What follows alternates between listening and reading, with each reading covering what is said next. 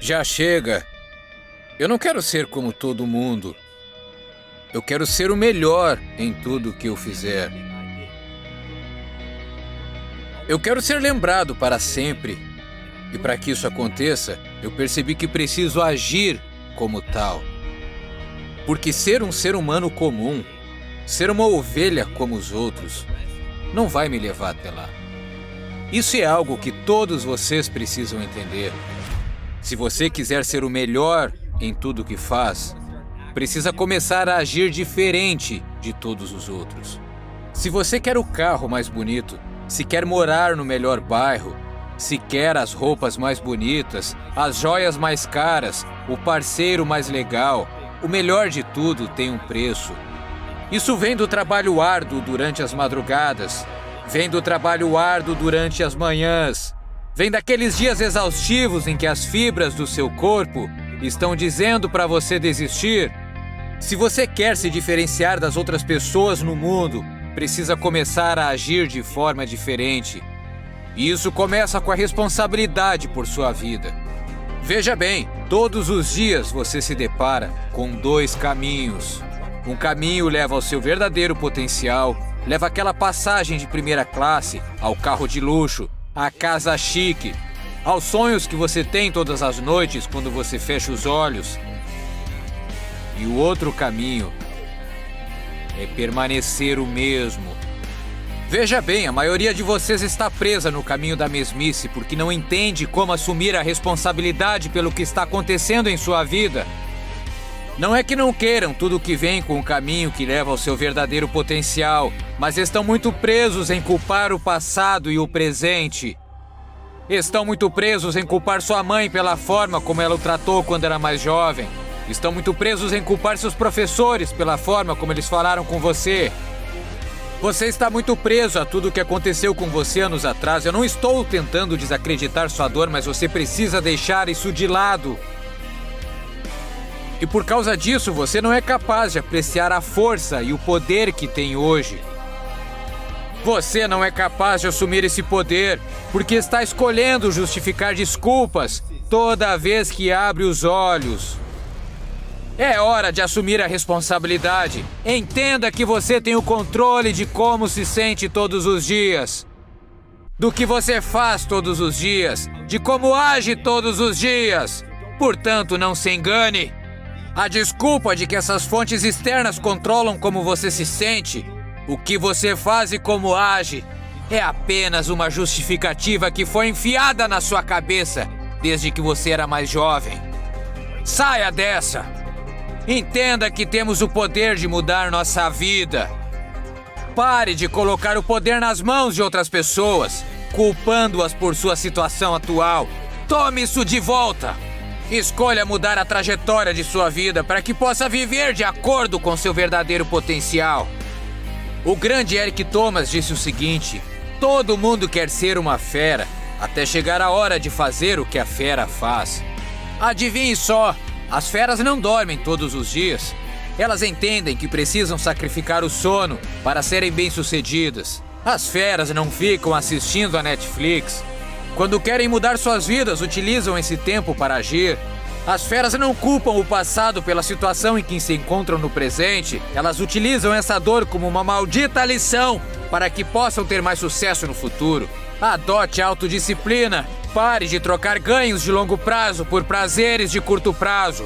Escolha tomar decisões que beneficiarão sua vida todos os dias. Assuma o controle da sua vida para poder se destacar nas massas. Escolha ser a melhor versão absoluta de si mesmo e diga o caminho que o levará a atingir seu verdadeiro potencial. Você tem isso. Vamos lá! Eu sou teimoso, cara. Eu nunca desisto. Não existe um universo em que eu teria desistido. Nos meus 11 eu falei, eu vou ser youtuber ou eu vou morrer tentando. E falei sério. A galera me odeia, mas eu sou a pessoa mais competitiva e teimosa que você vai conhecer e nunca desisto. Eu realmente amo resolver problemas constantes e difíceis. Acho que é isso que me tira da cama. Quanto mais difícil, mais empolgante é. Eu sou muito bom em ficar obcecado por uma coisa mais do que qualquer outra pessoa. Se eu tivesse que dizer qual é o meu superpoder, Eu consigo me obcecar infinitamente por algo. É simplesmente quem eu sou. Quando você olha para os últimos 10 anos da sua vida e o sucesso que teve resolvendo alguns desses problemas difíceis, se pudesse esmiuçar em componentes centrais do que aprendeu, um deles é obsessão, como você disse. Sim. Quais os outros? Você é, obviamente, a média de quem te rodeia. E, por sorte, eu me cerquei de pessoas certas. E me alimento da energia de quem tá ao meu redor. E o cerne de tudo isso, tudo que acontece é a responsabilidade extrema. Não arrume desculpas e assuma a responsabilidade extrema, assuma a bronca, sabe? Claro, talvez não estivesse sob seu controle, mas poderia estar se você tivesse pensado mais e se importasse. Era isso que eu queria transmitir. E outra coisa que aparece também em todo o seu trabalho é essa ideia de que nada é impossível. Eu não sei porquê, mas quando me dizem que eu não posso fazer algo, eu não sei porquê, mas só me dá mais vontade de fazer. Se você me fala que eu não devo fazer algo, tudo bem, mas se diz que eu não posso... Cara, tudo no meu corpo responde: mano, claro que eu posso. A física permite? Então sim, é possível. A questão é, a gente quer investir tempo? Eu sinto que as pessoas complicam demais. Não é que você não consegue, você só não quer. Você tem que amar o que faz, se dedicar. Eu sempre repito pra mim que aquilo que você tá sentindo agora é o motivo pelo qual ninguém faz o que você faz. E superar isso só irá reforçar que ninguém vai ser quem você é. Então, se você conseguir atravessar a infelicidade e fazer o que você não quer de forma consistente, ano após ano, ao longo de uma década, é a vantagem máxima. Estar constantemente desconfortável e conseguir sofrer de forma consistente por longos períodos talvez seja um dos mais profundos pra mim, sabe? Há um motivo pelo qual ninguém faz vídeos como os meus. Quais 5 características eu precisaria demonstrar para ter sucesso? Você tem que ser muito treinável, porque o que eu ensino hoje vai mudar em 1 ou 2 anos, então sempre aprendo, sempre melhorando e... Outra coisa grande é que você tem que enxergar o valor em trabalhar aqui. Isso aqui não é um emprego, isso aqui é uma carreira. Se você não enxerga um cenário em que você está trabalhando pra mim daqui 10 anos, fica difícil investir em você no nível que eu quero investir em você. Eu não curto treinar alguém por 6 meses, a pessoa vem, trabalha aqui 1 ano e eu perco ela. O que eu gosto é de treinar alguém por 1 ano e depois colher 9 anos de dividendos, onde essa pessoa arrebenta no trabalho, eu vou pagando mais porque ela vai ficando mais valiosa. Essa é tipo a 8ª maravilha do mundo, investir pesado num funcionário e essa pessoa ficar por 1 década. Então, treinável, enxergar o valor e, claro, obcecada. Eu simplesmente não gosto de trabalhar com gente medíocre, eu realmente não suporto isso. É uma maneira rápida de me deixar deprimido, ter que trabalhar com alguém que não tá 100% dentro daquilo que ama e do que faz. Eu acho que é um dos meus maiores superpoderes, cara, é minha obsessão. E acho que algumas pessoas veriam isso como uma fraqueza, mas se você pensa em resolver problema 3 vezes mais do que todo mundo, inevitavelmente vai chegar a soluções diferentes. Muita coisa disso que você vai ouvir em entrevistas do Steve Jobs e afins são os traços típicos, né? Obcecado, treinável, dedicado e enxergar o valor. E qual é o pior traço? Mediocridade. A pessoa não é ruim o suficiente pra demitir, mas também não é boa. O problema é que, e dá pra ver claramente, gente excelente ama trabalhar com a gente. Ama. Tem algo a ver com estar cercado de gente excelente que desperta tipo um animal dentro de você que te faz querer mais e acreditar que coisas impossíveis são possíveis. E sei lá, quando me colocam no meio de um monte de empreendedores bem-sucedidos, eu viro outro cara. Eu viro diferente de quando me colocam com pessoas tocando negócios pequenos que não ligam muito, que não têm ambição. Eu viro 2 humanos completamente diferentes. E isso se repete, você coloca um monte de jogadores A com jogadores A, eles vão se aprimorar, sabe? Mas se você põe 2 ou 3 jogadores C no meio de um monte de gente ótima, eles começam a puxar os outros pra baixo e fazendo trabalhar menos e tornando menos divertido. Então todo mundo sabe, tira os jogadores C. Se livrem de que não tá 100% dentro, sabe? E o problema é que não são os A, mas também não são os C. Aí fica meio difícil, porque você ainda se alimenta da energia deles e se tiver muitos, isso puxa a cultura pra baixo. Esses são os piores. Mas quando se trata de coisas missão críticas, como fazer vídeos e tal, uma das principais funções como líder é garantir que as pessoas excelentes trabalhem com seus pares, sabe? O primeiro motivo pelo qual as pessoas largam o trampo não é grana. Dinheiro é tipo o 4º da lista, eu não lembro os outros, mas a coisa número 1 é elas gostam das pessoas que trabalham com ela. E as pessoas vão sair do trabalho porque odeiam com quem trabalham muito antes de sair por causa do dinheiro. E sobre os seus pais? Você fala muito da sua mãe. Que influência tiveram em você? Bom, eu não falo muito do meu pai, é uma longa história, mas não preciso entrar muito nisso. Mas a minha mãe, sabe? Hoje é ótimo. Eu e minha mãe temos uma relação fenomenal, mas a subida foi bem difícil. Porque em 2008 eles estavam alavancados demais e a gente realmente quebrou. Então minha mãe trabalhava em 2 empregos, mal conseguia pagar as contas e eu quase não via ela. Porque quando eu chegava da escola, ela estava no 2º emprego. Era muita coisa, porque ela era minha mãe solteira, criando a gente. E ela trabalhava o tempo todo. Eu não falo muito disso, mas eu tenho doença de Crohn, então eu era bem doente. Meu irmão também tinha problemas. Então, a gente não era os adolescentes mais saudáveis, né? Ela tentava dar conta de cuidar da gente. E aí, chegava em casa e tinha esse moleque chato insistindo, eu quero ser youtuber. Aí ela, ela implorava pra mim. Às vezes ela chorava e implorava pra eu fazer as tarefas, sabe? E assim, eu não falava por mal, mas uma vez eu disse pra ela, se você quer tanto que a minha lição esteja feita, então faz você. Foi isso que eu falei pra minha mãe. Eu não me importava, cara. Eu só quero ter sucesso. Eu quero construir negócios e graças a Deus deu tudo certo. E agora eu mimo ela tá ótima, tem 2 casas, tudo que ela quer ela tem. Então, a primeira coisa que eu fiz quando comecei a ganhar grana foi pagar as coisas pra minha mãe, cuidar da minha mãe, porque ela deu tudo pra me levar onde eu cheguei.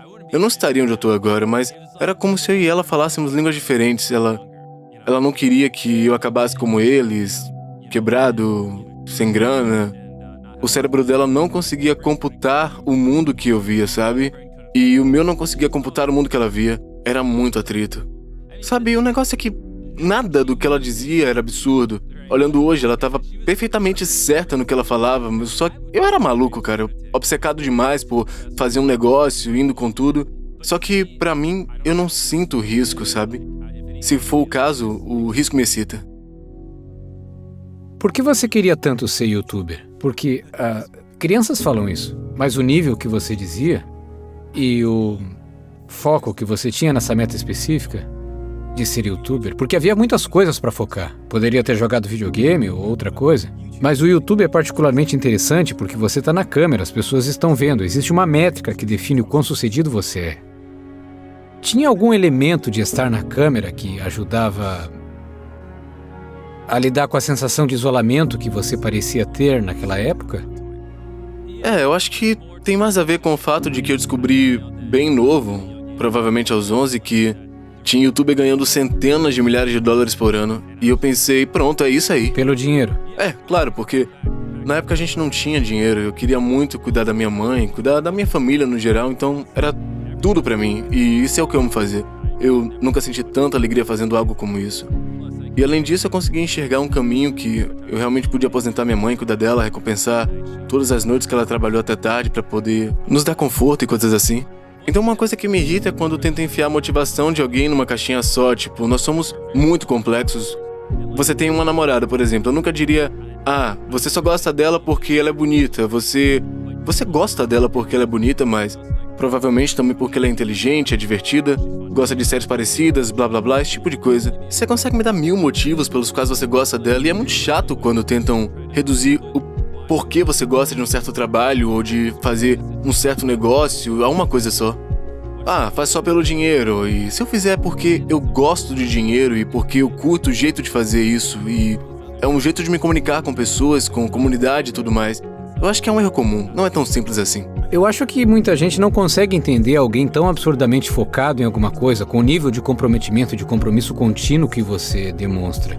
Eu concordo, porque é bem estranho. Eu consigo ficar com os meus pensamentos rodando na cabeça de novo e de novo. Não era como se fosse trabalho pra mim ralar no YouTube por aqueles anos que quase ninguém assistia nada que eu fazia. Tinha que ser uma obsessão muito profunda. Porque você fazia quando praticamente ninguém estava vendo, quando a própria plataforma ainda...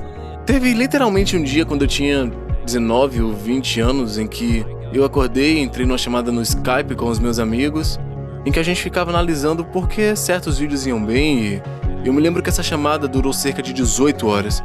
Aí eu desliguei, fui dormir, acordei no dia seguinte e imediatamente entrei de novo na mesma chamada e continuei de onde ela parou, sabe? Esse era o nível de horas que a gente dedicava. Eu não sabia fazer nada além daquilo. Então é isso, é a vida que eu escolhi, você quer sucesso, você quer mudar o mundo, então esse é o preço que você vai pagar por isso.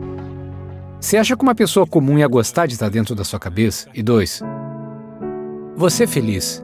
Não, a pessoa comum não ia querer viver a vida que eu vivo. Ela ia ser miserável porque eu trabalho o tempo todo. E ela deveria se perguntar, tipo, por que eu tô trabalhando o tempo todo? Por que eu não faço outra coisa? Obviamente, né? Eu não sou um robô. Tem momentos em que eu penso, eu quero jogar um jogo de tabuleiro, eu queria fazer tal coisa. E olho pra agenda e penso, talvez eu consiga daqui a 4 dias. O difícil é que você tem que ser muito delicado com a forma como enquadra as coisas na sua mente.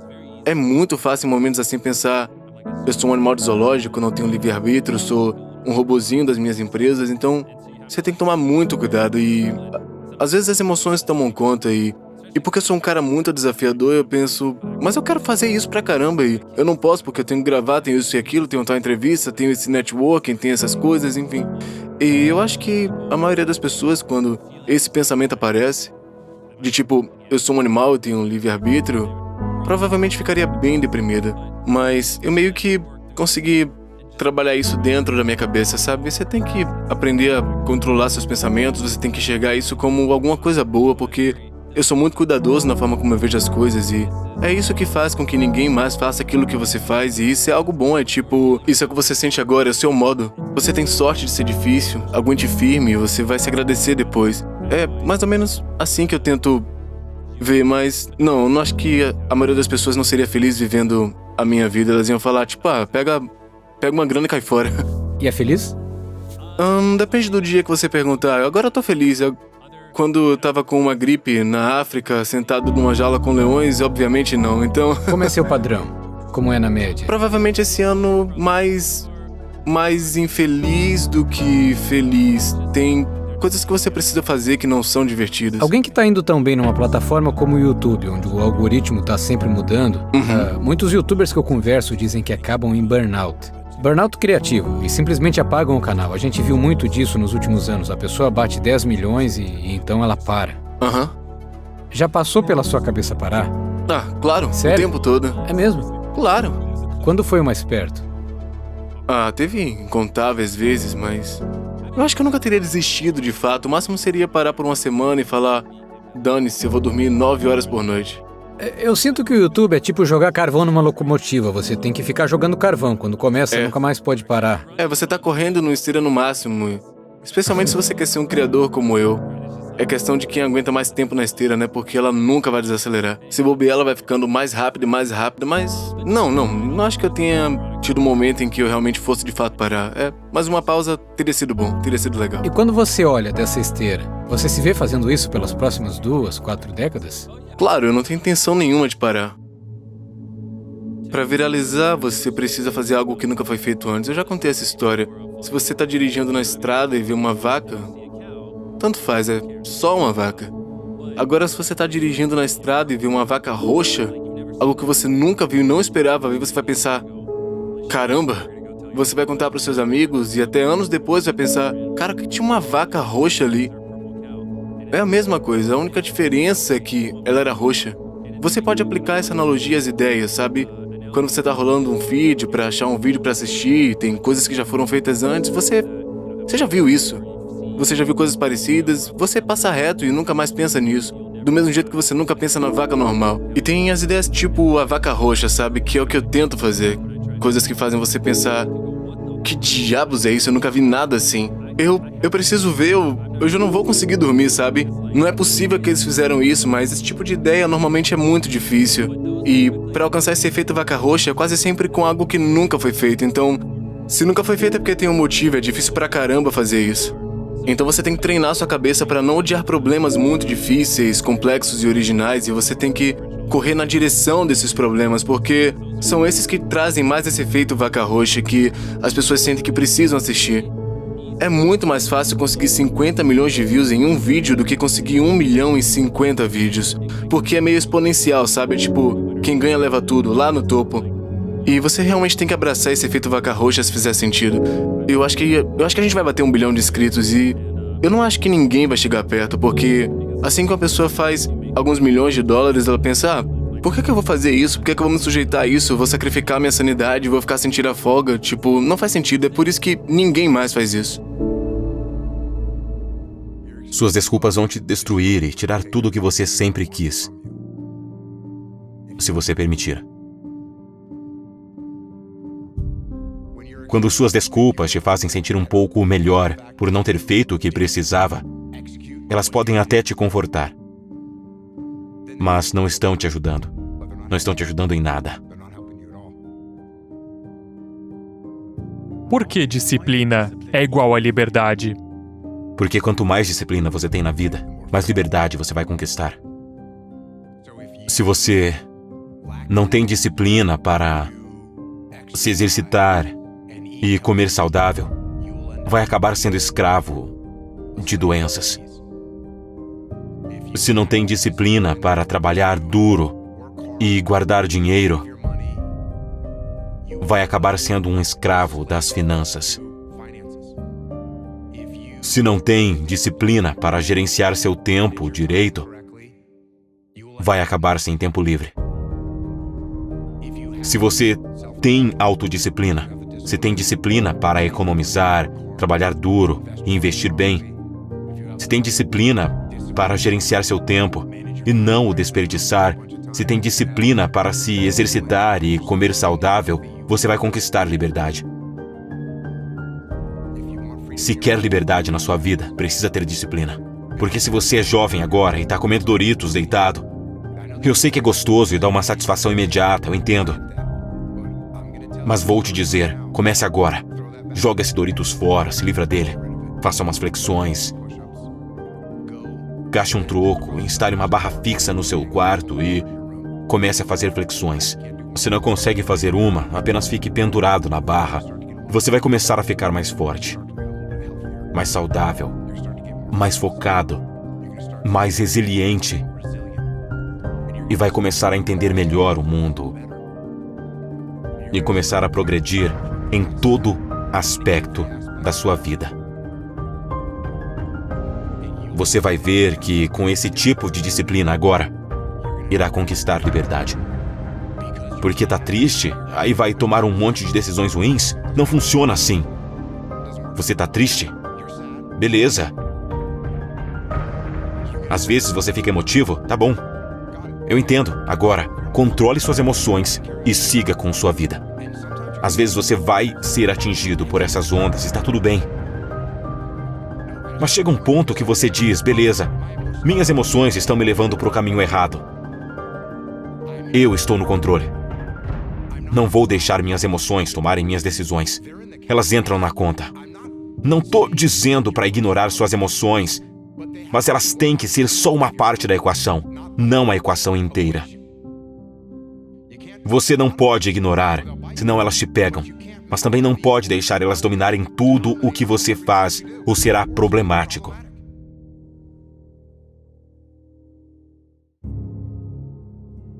Você precisa começar a avançar, precisa dar passos para melhorar sua visão, mudar sua perspectiva, fazer algum progresso e, no pior dos casos, descobrir que foi na direção errada. Beleza, agora você pode ir na outra direção e tá tudo bem. Mas aí ficar parado, perdido, sem fazer nada, você só tá esperando para morrer. Não deixe isso acontecer. Eu tinha que treinar as pessoas para agir, até nos seus.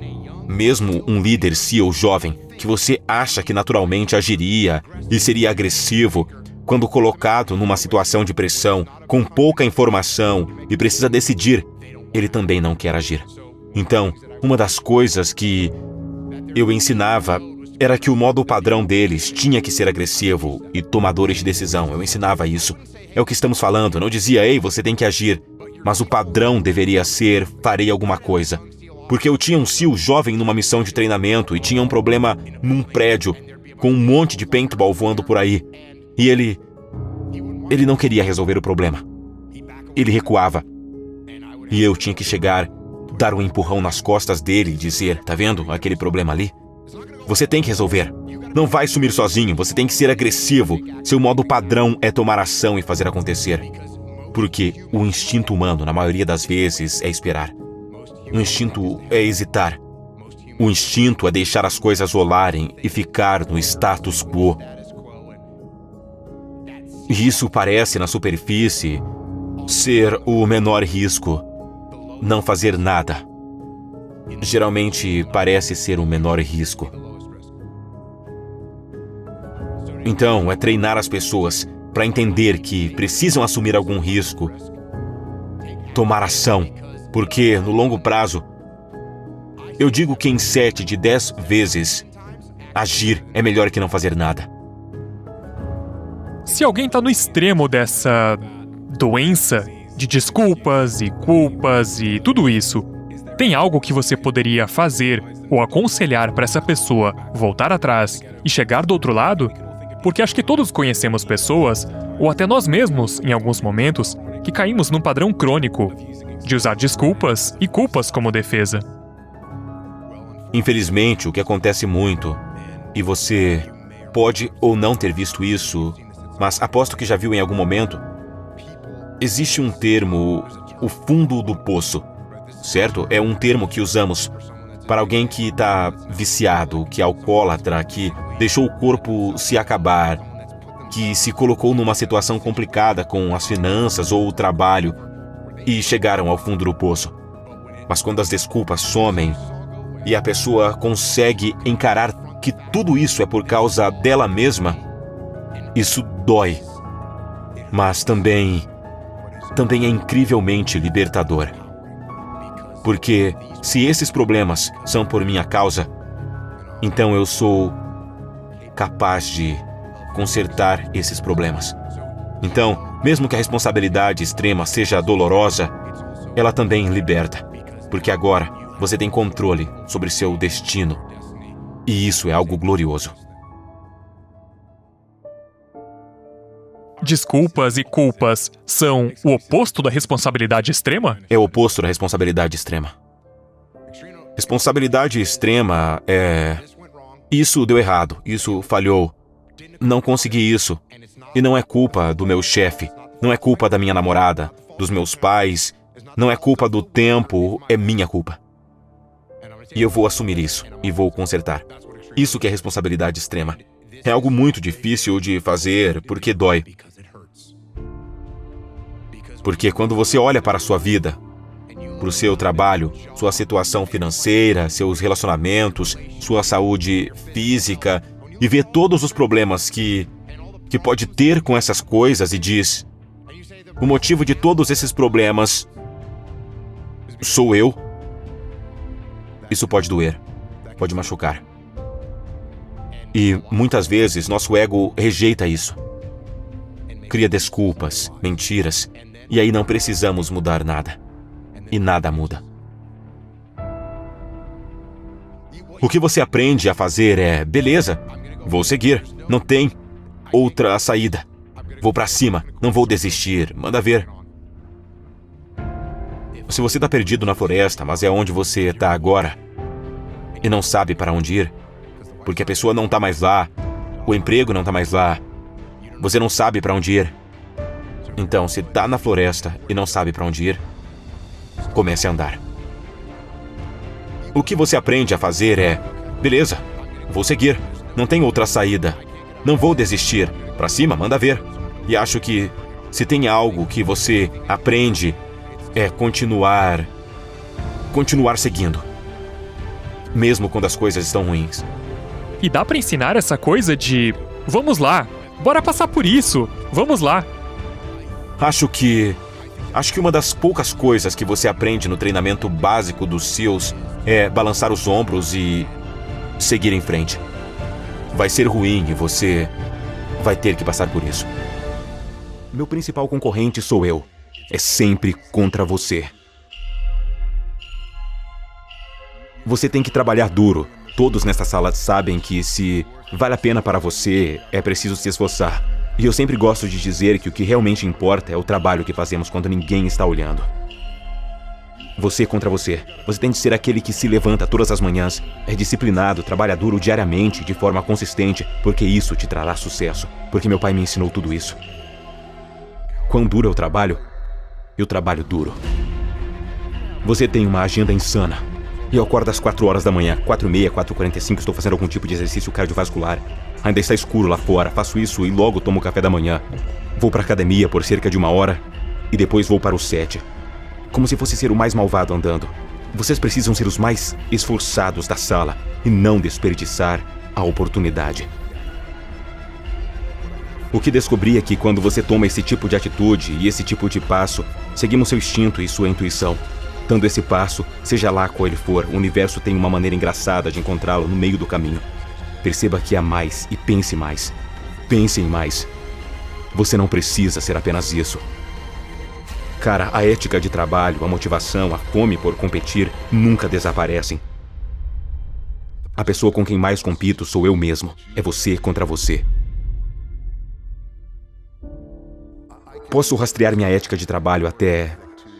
Tínhamos um apartamento pequeno e eficiente no Havaí e fomos despejados de lá. Não conseguimos pagar o aluguel era de $280 por mês. Acabamos sendo expulsos. Quando fomos expulsos, eu tinha 15 anos de idade. Nunca vou me esquecer disso. Eu estava parado na porta. Lá estava o aviso. Naquele momento, vi minha mãe chorando.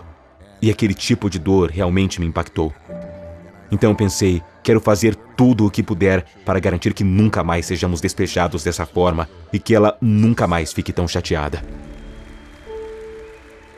Eu nem sabia o que isso significava aos 15 anos de idade.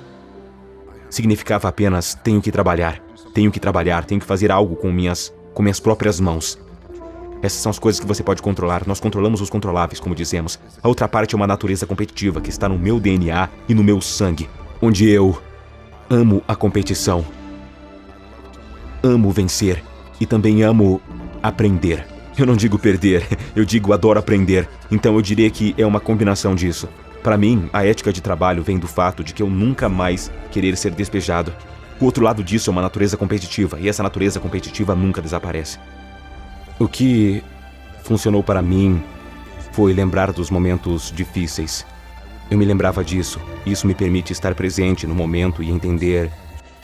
Puxa vida, as coisas que tenho ao meu redor agora são as coisas com que eu sonhava quando era criança. Para mim, a motivação vem do desejo de fazer mais. Tive muita sorte e sou afortunado ao longo dos anos por ter conseguido o que consegui. Mas, novamente, a fome não vai embora. Gosto de dizer que tenho um prato cheio, mas sempre posso abrir espaço para as coisas que amo.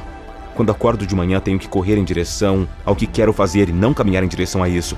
Não é, nossa, eu realmente não sinto vontade de fazer isso, ou meu Deus, porque eu tenho que estar correndo para isso. Eu percebi que sou capaz de fazer isso, levantar de manhã e correr em direção a ela. Então estou em um lugar de alegria e felicidade.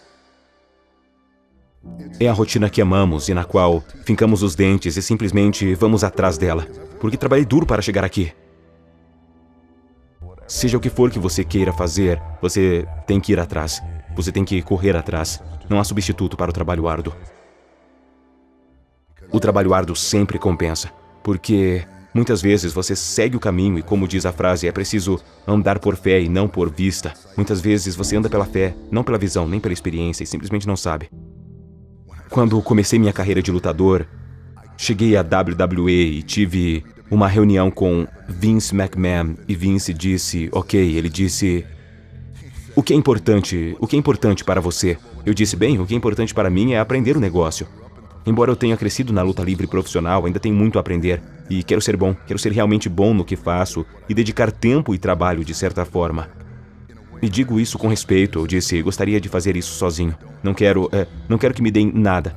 Só porque meu avô lutou para o pai de Vince McMahon nos anos 70, meu pai lutou para Vince McMahon nos anos 80, e eu disse, eu digo isso com respeito, só sinto que quero fazer isso sozinho.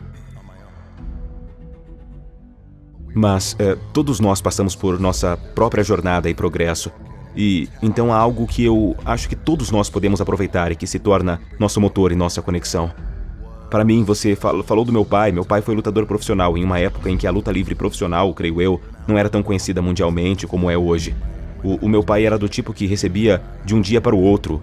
E quando eu decidi entrar para a luta livre profissional, nós tivemos uma grande discussão sobre isso. E por fim ele disse, olha, não tenho certeza se você tem algo a oferecer. A coisa chegou a esse nível. Ao longo da vida, sempre temos esses momentos que são decisivos, onde alguém, às vezes um ente querido como meu pai, às vezes um amigo, às vezes um chefe, às vezes um estranho, diz, você não pode fazer isso, você não é bom o suficiente, nem tente, arrume suas coisas e vá embora. Minhas costas estão contra esse babaca todos os dias. Estou contra essa maldita parede. Mas estou diante desse canalha porque é nisso que acredito. E quando estou diante desse canalha, não há outro lugar para ir a não ser por ali. E é isso aí. O fato de nunca ter sido feito não significa que não possa ser feito. Leve uma surra, levante-se, coloque as luvas de volta e comece a lutar. Quando cheguei a Hollywood, eu estava saindo do mundo da luta livre profissional, da WWE. E eu estava realmente determinado, com sorte, a ter uma carreira duradoura. Estava disposto a trabalhar e me empenhar. Mas o que eu percebi naquela época foi que havia muitos pessimistas e muito cinismo quando eu estava entrando em Hollywood. Eu entendo isso, foi um pouco complicado, porque eu estava saindo do mundo da luta livre profissional. Quando cheguei lá, muitas pessoas ao meu redor, que faziam parte da minha equipe de gerenciamento, disseram: escute, se você realmente quer fazer sucesso em Hollywood, e mesmo aqueles que não faziam parte da minha equipe, agora olhando para trás, pude ver o xadrez que eles estavam tentando jogar naquela época. Eles disseram: se você realmente quer fazer sucesso em Hollywood, não pode se chamar The Rock. Precisa perder peso, não fale sobre luta livre, você tem que parecer, andar, falar e agir como esses caras. Esses caras são maiores estrelas do mundo naquela época. Johnny Depp, Will Smith, etc. Se você não conhece nada melhor, você acredita nessas coisas, como eu acreditava naquela época. Mas então, você começa a perceber que algo começa a corroer suas entranhas. Bem, isso não parece certo porque não estou sendo autêntico. Não estou sendo eu mesmo. Então, finalmente, alguns anos depois, eu disse: não posso mais fazer isso, tenho de ser eu mesmo. Eu disse: eu gostaria de ter a mesma carreira que esses caras, só que maior e diferente, e eu disse isso com respeito, e todos olharam para mim como se eu tivesse 3 cabeças. E eu não sou esses caras.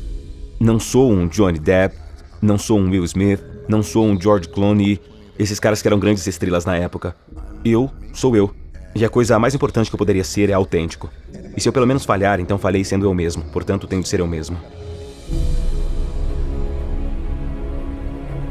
Você tem algum conselho para homens que estão envelhecendo e ficando cada vez mais cientes disso? Tenho. Faça musculação, jiu-jitsu, vá correr, alongue, coma bem, pare de beber. É bem simples. Se você não usa, você vai perder. Todo dia em que não faz o trabalho, está andando para trás. Isso com certeza vai te machucar, isso vai aparecer. Você não consegue mais se safar como se tivesse 23 anos.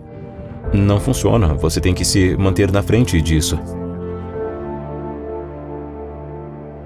Quando você está vendo TV, ou está, sei lá, rolando o Instagram, ou está saindo para jantar no encontro e depois indo ao cinema, eu não estou fazendo isso.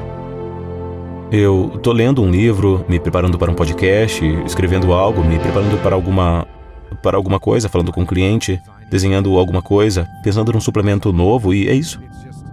Um cara me perguntou outro dia: você está trabalhando mais agora do que quando era dos SEALs? E a resposta é 100% sim, trabalho mais agora. Como eu digo desde o primeiro dia, motivação é um sentimento que vem e vai, e não importa se está lá ou não, disciplina é infinitamente mais importante. Então não importa como você se sente, levanta e faz o que você tem que fazer. É isso é disciplina, não é motivação. Se você só fizesse o que deveria fazer quando estivesse motivado, isso é brincar com a sorte. Mas se você é disciplinado, vai lá e faz o que tem que ser feito, é assim que funciona. Disciplina é igual a liberdade. É assim quando você tem disciplina para levantar e fazer as coisas. Sabe aquele fim de semana em que você tinha só 2 coisas para fazer, seja lá o que for? Você tinha que escrever uma coisa e responder outra. E na sexta você fala: amanhã eu faço, e no sábado depois eu faço, e aquilo fica na sua cabeça o fim de semana inteiro. Se você tivesse feito na sexta à tarde, o fim de semana tinha sido muito melhor. Então só faça, só cala a boca e vai fazer o que tem que fazer.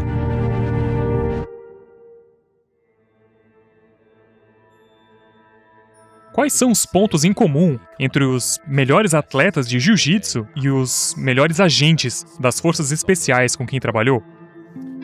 Provavelmente o maior ponto em comum entre os dois é um tipo de contraste estranho entre ser extremamente disciplinado e ser extremamente criativo. Então, claramente, se você quer ficar bom em jiu-jitsu, você precisa ter disciplina suficiente para treinar o tempo todo. Mesma coisa nas Forças Armadas. Para ser um bom agente, você tem que ter disciplina para se esforçar nos treinamentos.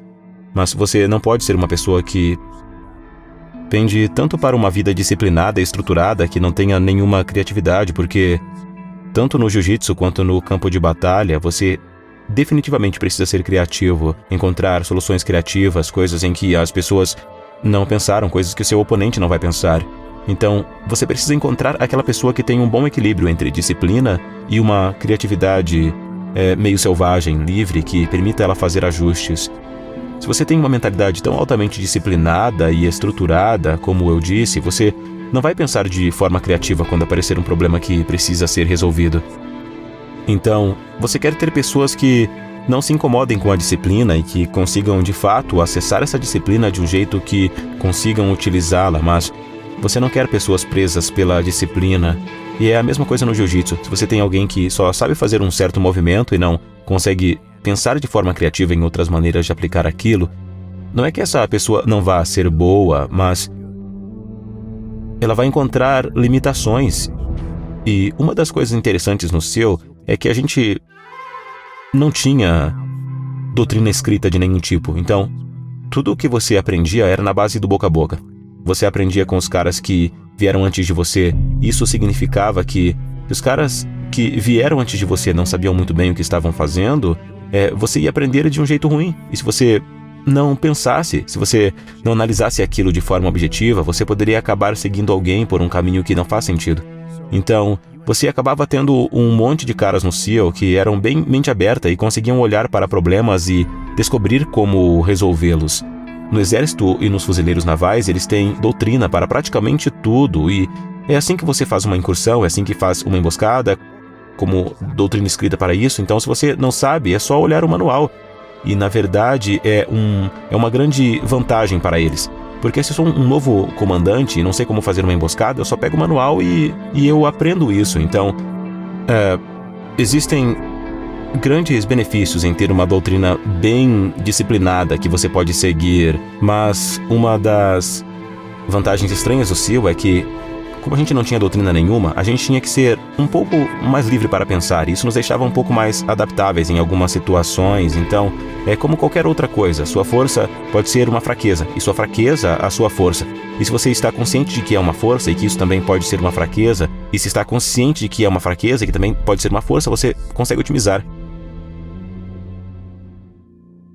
Um cara me perguntou outro dia, você está trabalhando mais agora do que quando era um dos SEALs? E a resposta é 100% sim, estou trabalhando mais agora. Na verdade, eu deveria dizer que estou trabalhando mais, porque estou trabalhando mais tempo. Sem fim de semana, sem noite de folga. Para minha sorte, eu gosto do que faço. Você conseguiu alinhar o que você quer com o que você quer querer. As duas coisas estão totalmente alinhadas, né? Eu também não faço muita coisa que eu não quero fazer, e meu sócio, Leif Babin, apontou isso há um ano atrás. Ele estava fazendo umas coisas que ele não queria. E ele falou, eu tenho que fazer isso e aquilo. E eu falei, por quê? E ele disse, como assim? Eu falei, delega para outra pessoa. E aí, uma semana depois, ele estava conversando e falou, fiquei pensando no que você disse. Você é muito bom em não fazer o que não quer fazer. Eu sou bom mesmo em não fazer o que eu não quero fazer. Faça alguma coisa difícil e faça isso todo dia. Essa é uma das coisas legais do jiu-jitsu. Você vai se estrangulando, ficar desconfortável, vai ser amassado no chão, seu ego vai apanhar, sabe? Vai lá e faz isso, vai lá e faz isso, vai correr, levanta peso. Faça coisas difíceis. E isso é um bom jeito de manter isso, digamos, vivo. Olha, se você pegar qualquer ideia e levar ao extremo, essa ideia vai ficar ruim. Mesmo a ideia da responsabilidade extrema, se você levar ao extremo a ponto de, como você citou antes, você se culpar porque sua filha ficou doente, ou se culpar porque seu marido está te agredindo, chega a um ponto em que qualquer coisa pode ir longe demais. E sim, se você levar ao extremo, pode ficar meio bobo ou até engraçado, dependendo de como você encarar. Mas, na maior parte do tempo, você vai encarar desafios na vida. E se você se encolher num canto e começar a reclamar, isso não vai te ajudar.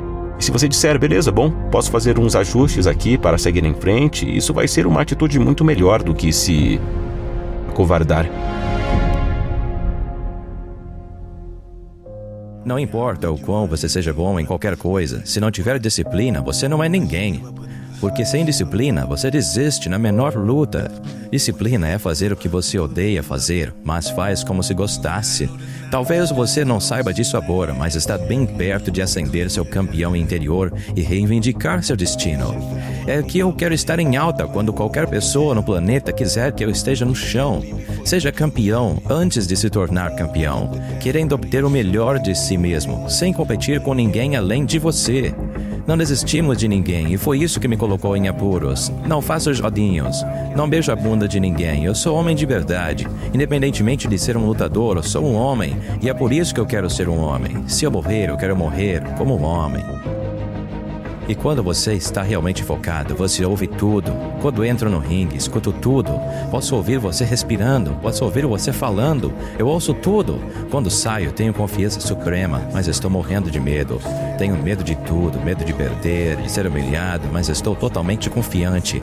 Quanto mais me aproximo do ringue, mais confiante fico. Quanto mais perto, mais confiante. Quanto mais perto, mais confiança eu tenho.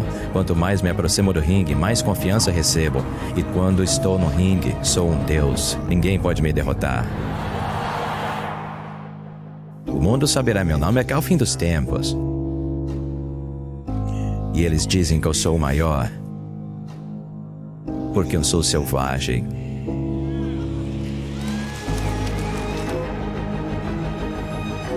Era assim que eu era. Eu não queria nada até conseguir alguma coisa. E quando eu digo algo, estou me referindo à coroa. Você sabia desde o início que o mundo saberia quem era Mike Tyson? 100%. Com que idade você soube disso? 14. Por que isso? Porque eu só ganhava aos 14.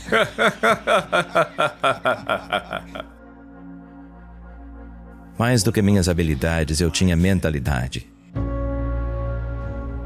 Matava, destruía, quebrava. É que eu sou o maior. O sucesso tem tudo a ver com um estilo de vida. Eu vivo o estilo de vida de um campeão desde os 14. Para ser campeão, você precisa ter o estilo de vida de um campeão. É tudo uma questão de disciplina. Fazer o que você odeia fazer, mas fazer como se você gostasse. É disso que se trata. Se você não tiver disciplina, não importa o quanto seja habilidoso, você não será nada. Se você não quer ser o melhor de todos, por que está aqui? A confiança gera sucesso e o sucesso gera confiança. É tudo uma questão de acreditar que você pode fazer isso. A crença é mais poderosa do que qualquer coisa. A única coisa que podemos fazer é ter esse foco e essa crença em nós mesmos e acreditar que eu quero estar em alta e que qualquer pessoa no mundo quer que eu esteja no chão. E tudo se resume a, como eu disse antes, autoconfiança. Todo o meu sucesso vem da crença. Eu simplesmente acredito em mim e vou superar todas as minhas adversidades. A verdade o libertará, mas primeiro o deixará infeliz. E é assim que melhoramos como pessoa, melhorando a nós mesmos. Primeiro você precisa ter aptidão para fazer o que diz querer fazer. E se você tiver isso, a determinação e a vontade de vencer, não há nada que você não possa fazer. O impossível não é nada comparado a alguém que tenta, então nada é impossível. A confiança gera sucesso, e o sucesso gera confiança, e a confiança aplicada adequadamente substituirá um gênio.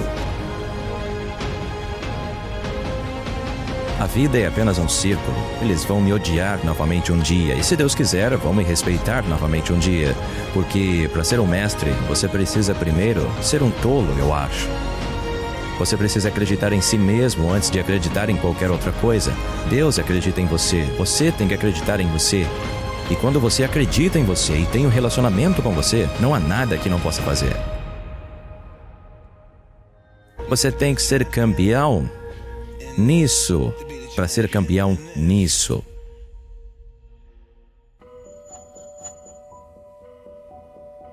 Quando eu ganho amanhã, eu ganho o dia. É por isso que o exercício é importante para aliviar o estresse. Se você ganhar amanhã, ganhará o dia. E assim percebo que a vida tem tudo a ver com isso.